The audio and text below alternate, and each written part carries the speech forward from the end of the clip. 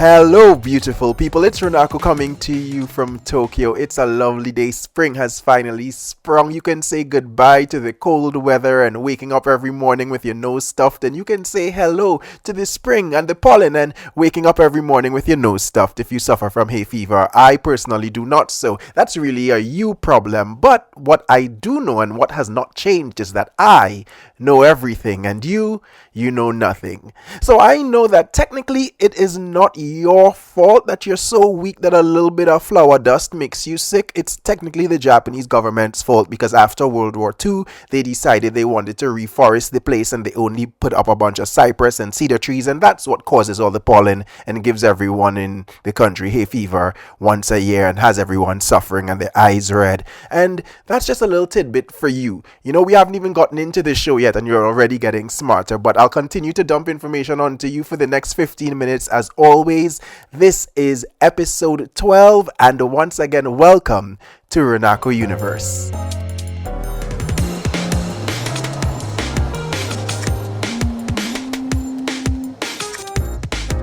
We're going to start off as usual with a little bit of talk about news, and for the first time in a while, it's finally good news. Not only is it good news, but it is plane related good news. So, in Australia, 17-year-old grabs a shotgun, jumps over the fence of an airport, and decides he wants to rush and get onto a plane.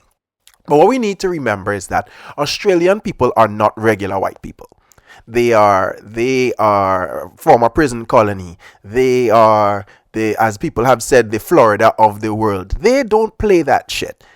They beat the hell out of this boy. Well, technically the news report doesn't say that. The news report said he was subdued. But between me and you, we know what happened. We know that there's so much stress going on in flying and air travel now. People got to worry about gravity. You got to worry about geese. You got to worry about a random helicopter popping up in front of you. You got to worry about God just apparently deciding that he don't want you to live no more. Nobody ain't have time for whatever that boy going through, whatever angsty situation you going through that make you think you're going to run onto a plane with a gun. I am sure they beat his ass. And I'd like a round of applause for beating the ass of people who give in trouble on planes. I don't think we have space for that in society anymore. Nature is correcting itself. Coming out of COVID, with just a lot of craziness was happening on planes, and I think nature is finally setting itself right with that. What's more, he decided of all flights to try to do that on was a Jetstar flight. Jetstar is a low-cost airline. Low-cost airline people don't have time. They are choosing to sit in the most uncomfortable positions and be halfway up the crack of the next person. Whatever smells that the person bringing on with them, however big they are and they can't fit into the seat. Australians aren't small people, so they're broke. Broke people not playing that with you. They're trying to get to wherever they're trying to get to. So I would suggest if you're about to play the fool on a plane, maybe do it on Delta. But definitely not Jetstar, not JetBlue, not Spirit, don't even bring that to Japan. Don't do it on Peach either, because I seen people got reamed out on, not beaten, but I've seen people get even on a Peach flight. So just so you know, we are in a post-on-plane foolishness society. That's where we are right now. The planes, there's a lot of other things going on. With the planes, we don't have time for your foolishness inside of it. If you carry on, you will get your ass beat. And as a matter of fact, I think we should remove that policy of having to go back. Leave it, make it the requirement of the passengers. Somebody act up on the plane, beat their ass. We're not going back to the terminal. We're going to wherever we planned to go. Don't turn down everybody's vacation because one person don't know how to behave. So, if you had plans to act like an ass on a plane, I'm telling you as someone who knows, this ain't the time to do it, friend. That era, that post-COVID era has officially ended with 2025. And that's good news. That's good news, and we always need some of it. Let's move as usual to the next topic. You know it always comes back to Instagram, but this time we're talking about social media, yes, but not exactly Instagram, but also not Instagram. I want to talk a little bit about Threads, which is Instagram's answer to X, formerly known as Twitter, or whatever. Threads, I need you to tune your algorithm so that it feels less thirsty. That's where we are right now. Your algorithm feels very thirsty. I can't watch one thing or read one thread or click on one thing without my entire feed turning into it. Let me tell you the energy it's giving. And I know this energy because I have put this energy out into the world before. I'm talking to you. I think you're cute. As a woman, I learned one thing about you. I learned that you like movies. Now every morning I'm messaging you.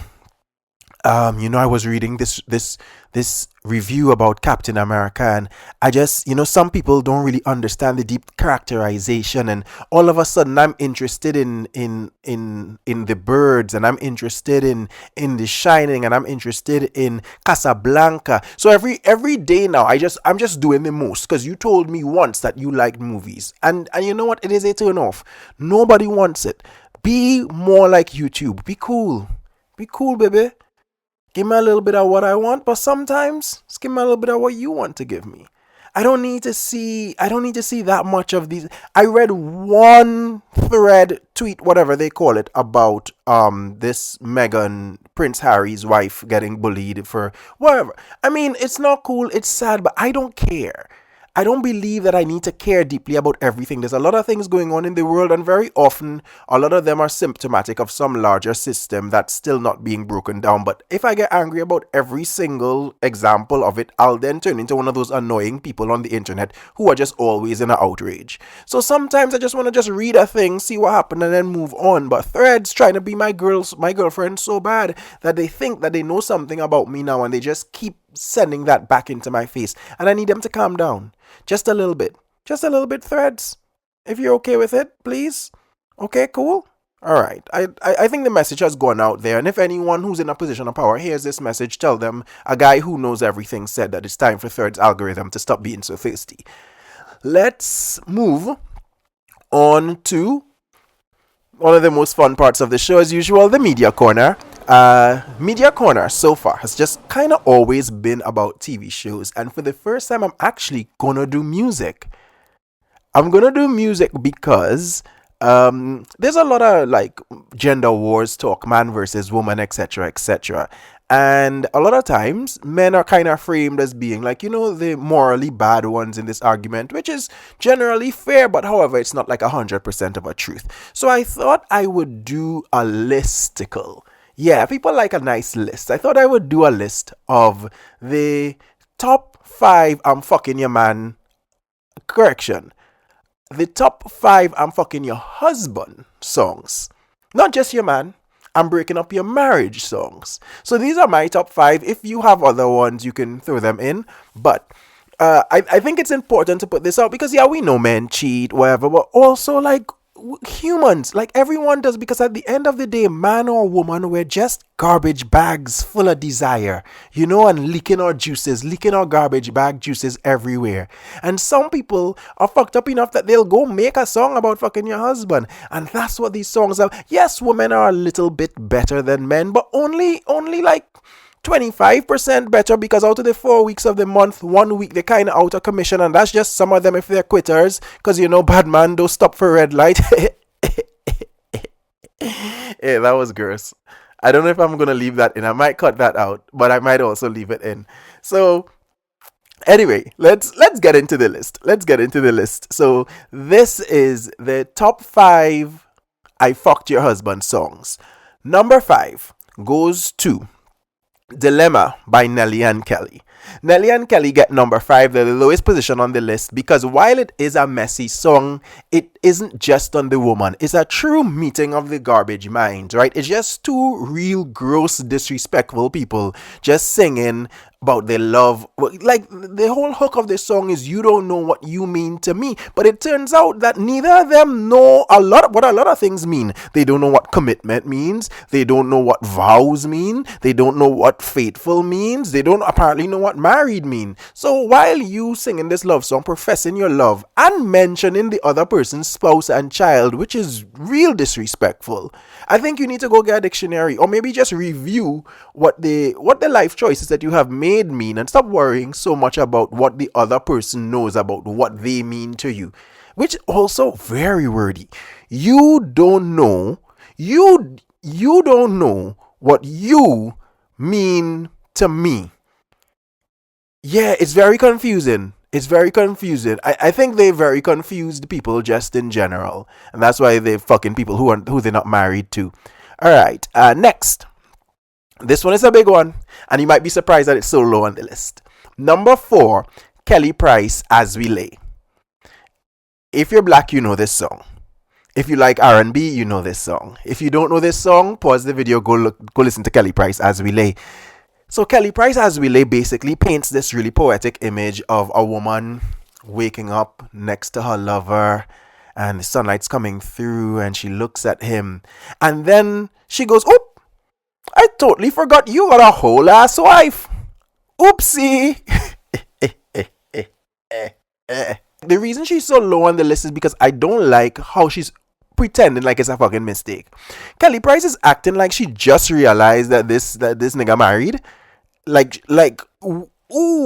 just remember we forgot this last night. You forgot when he was blowing out your back, but now all of a sudden in the morning in the sunlight you remember that he has a wife and it's a big oopsie. Kelly Price, get real for me, please. Number 3. I'm not gonna do a list with no Caribbean music on it. What do I look like? Tanya Stevens, It's a Pity.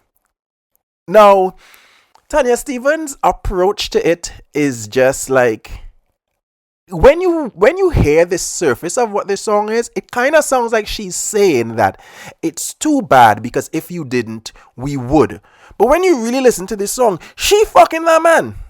She is fucking that man already. So what do you even mean that it's a pity? The only thing she kind of gets points for is at some point in this song she mentions that if she sees him in public, she'll act like she doesn't know him out of respect for his wife and children. And that's a weird time to choose to have respect for his wife and children, because personally, me, if I wanted to show respect for his wife and children, I'd probably just not fuck him, Tanya Stevens. But to each his own. Number 2, it's a big tune. It's a big tune by a big artist. Rest in peace, Whitney Houston. Saving All My Love for You. Beautiful. And that's the trippy thing about women, you know. Like, there's a lot of men songs about cheating, but it's a little bit, you can feel that the man is a piece of shit a little bit.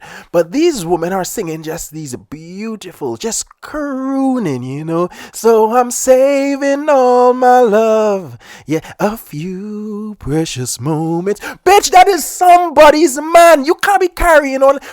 She talking about he making all these promises and it's just a fantasy. You know who else he make promises to? The woman that he fucking married, Whitney Houston. And the reason Whitney Houston is so high on this list is not just the quality of the song.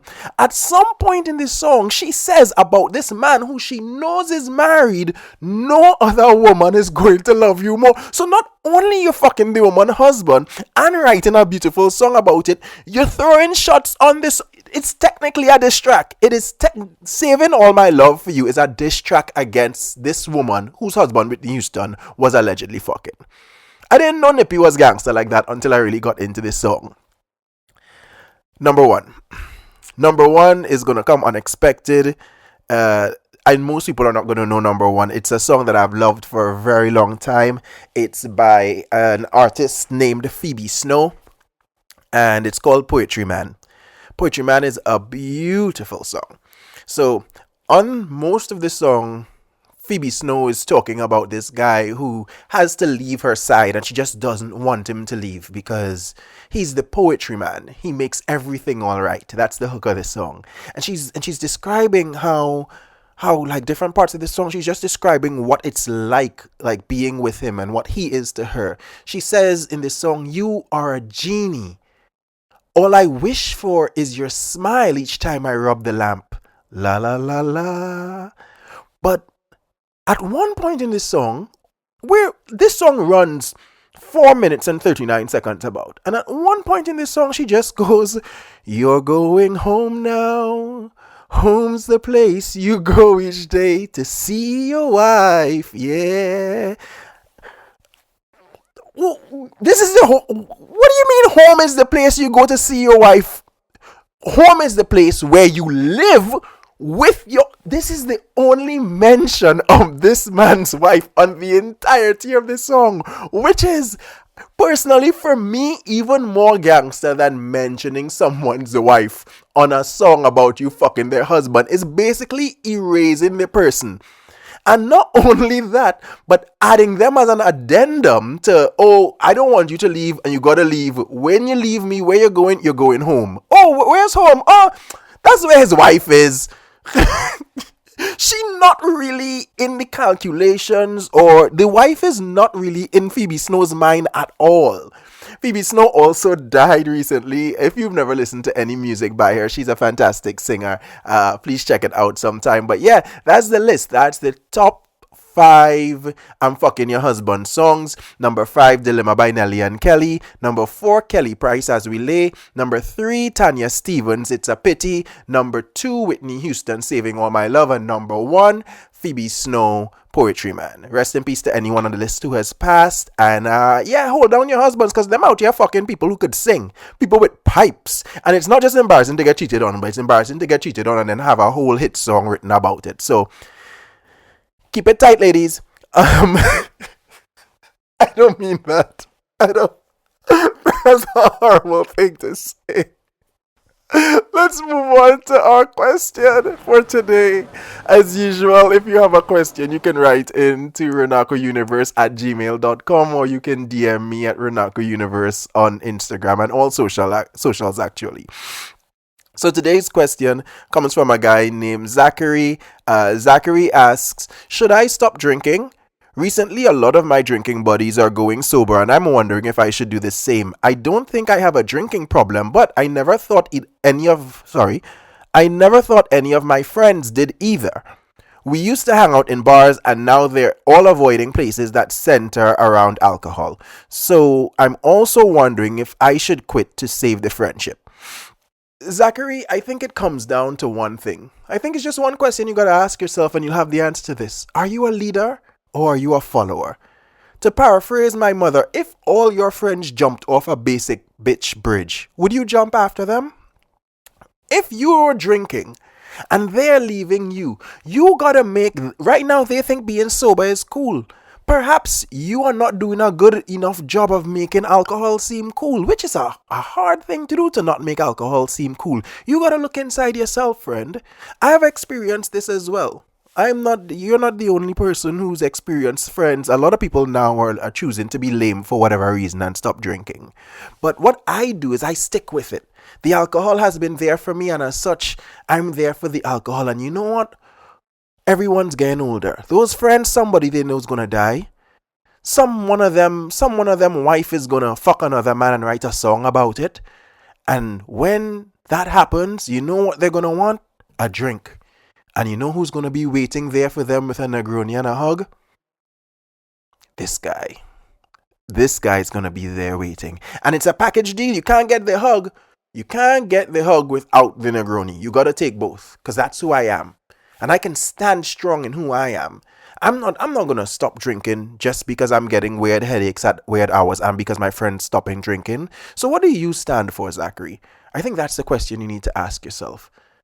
And of course, if you think you want to stop drinking to better yourself in any way, feel free to do so. But if you're just doing it to follow your friends, boo. Really, really boo. I think that's all the time that we're gonna have.